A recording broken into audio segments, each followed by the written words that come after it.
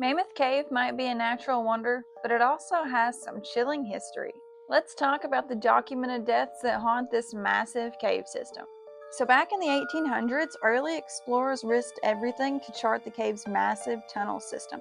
Danger was literally around every corner. Some were lost forever, others died of suffocation or from falls. It's truly a dark start to Mammoth Cave's history. Now we're going to fast forward to January 30th, 1925. This is Floyd Collins, a known cave explorer of Mammoth Cave. On January 30th, he became trapped in a passageway of an area called Sand Cave. He was brought food and water for 4 days until a rock collapsed in the entryway, leaving him stranded. With no interaction other than voice contact for 10 days, he eventually died of thirst, hunger, compounded by exposure to hypothermia. Researchers were able to extricate his body 2 months later. But the creepiest part? The mummies. Yes, plural, mummies. This is a mummy nicknamed Little Alice, who was thought to originally be a female that lived during 1st century AD. It was later discovered that Little Alice was in fact a he, now nicknamed Little Al.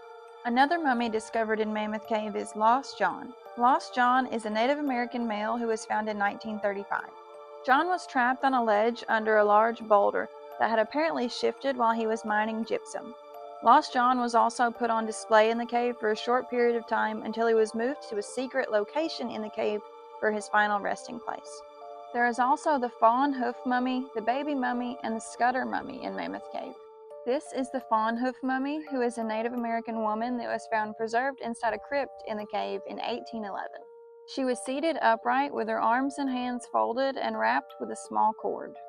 She had dark red hair that was cut almost to the scalp, and teeth that were white and perfectly symmetrical.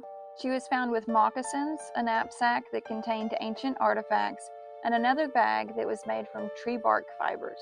But get this, her body was transferred to the Smithsonian Museum, where it was eventually lost.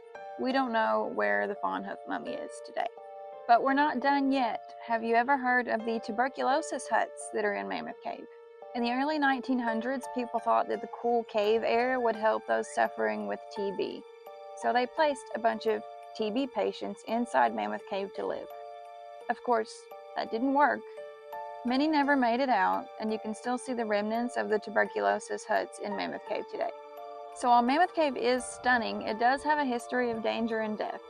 So with that being said, when are you planning your visit? Follow me for more weird scientific facts.